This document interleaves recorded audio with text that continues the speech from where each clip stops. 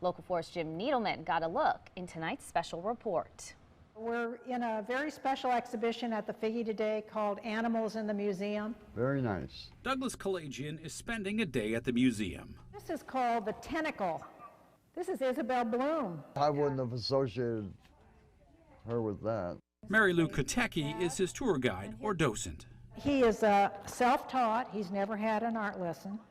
So he's what we call a self-taught genius. So he was like 92 when he painted this? Yeah, he would have been older, right before the end of his life. On the surface, this looks like any other guided tour you can get at the Figge. I always have been an admirer of art. Scratch beneath the surface and you see something else. I have colon cancer.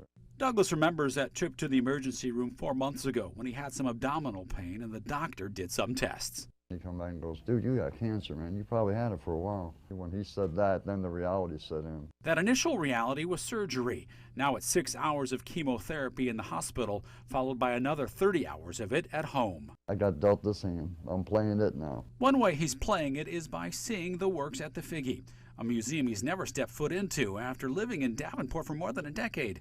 Now possible as if someone rubbed a magic lamp. We call her Jeannie. Jeannie is a robot.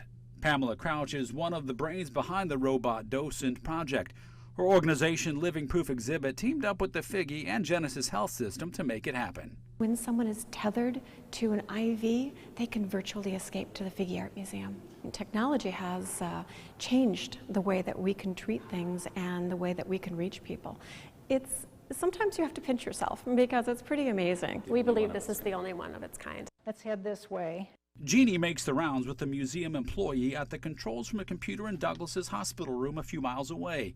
It's smooth sailing, but there are technical limitations to consider when protecting the collection. The robot has the capability of moving backwards, and there's no backup cam on it. And that's something that our docents are heavily trained in the arts, but also in robot interference. No accidents for Jeannie so far. It's also no accident that this is important to Pamela Crouch. I was one of those people who was tethered to a chair. Pamela is a breast cancer survivor treated a decade ago. She finds herself a patient again now after a different form of the disease appeared last year. That's why we push. That's why we look for new creative ways to help people. People like Douglas Kalajian who have good days and bad days. I felt really good today. I could see in his face that he was becoming engaged in the art, and it was taking him places where he probably hadn't thought he would go today. It was wonderful, enlightening and entertaining and educational. Art in its many forms is something to behold. Perhaps in this case, with the help of a genie, the beauty is simply being the beholder.